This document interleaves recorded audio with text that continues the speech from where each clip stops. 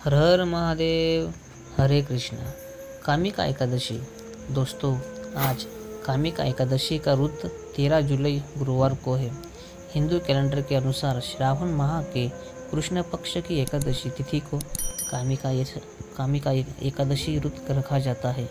इस व्रत को करने से व्यक्ति पाप मुक्त होकर मोक्ष प्राप्त करता है। जो लोग कामिका एकादशी व्रत रखते हैं वो नीच योनि में जन्म नहीं लेते हैं। एक बार धर्मराज युधिष्ठिर ने भगवान श्री कृष्ण से श्रावण कृष्ण एकादशी व्रत की विधि और महिमा के बारे में जानना चाहा।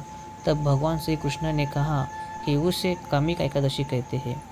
ब्रह्मादेव ने नारद मुनि को कामिका एकादशी की महत्ता बताई थी, जिसकी कथा कुछ इस प्रकार से है। तो कामिका एकादशी व्रत कथा।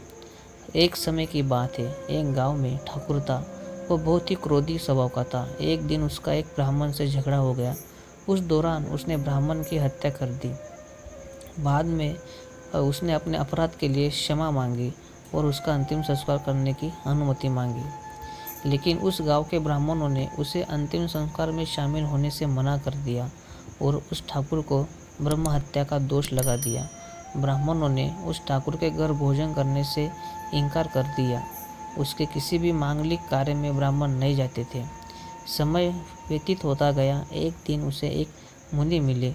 उस ठाकुर ने अपने मन की व्यथा उनसे कही और पूरी घटना को सच सच बताया। फिर उसने मुनि से पूछा कि ब्रह्म हत्या पाप कैसे दूर होगा। तब उस मुनि ने कहा कि तुम कामिका एकादशी का व्रत रखो। ये व्रत श्रावण मास के कृष्ण पक्ष की एकादशी को किया जाता है। मुनि ने ठाकुर को कामिका एकादशी के व्रत की विधि और महत्व के विस्तार से बताया।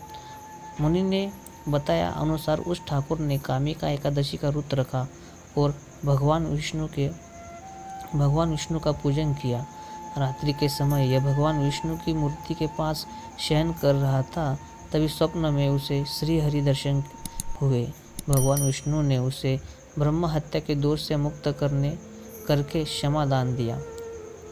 जो लोग कामिका एकादशी की रात में अपने पितरों के लिए दीपक जलाते हैं, उनके पितर लोक में अमृत के समान पुण्य प्राप्त करते हैं।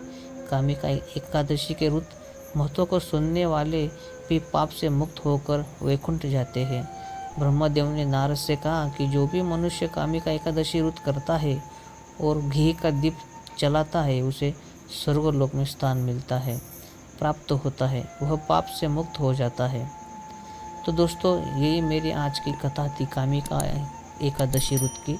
तो सभी को पसंद आई होगी तो प्लीज़ मुझे शेयर करो और मुझे सपोर्ट करो। Thank you.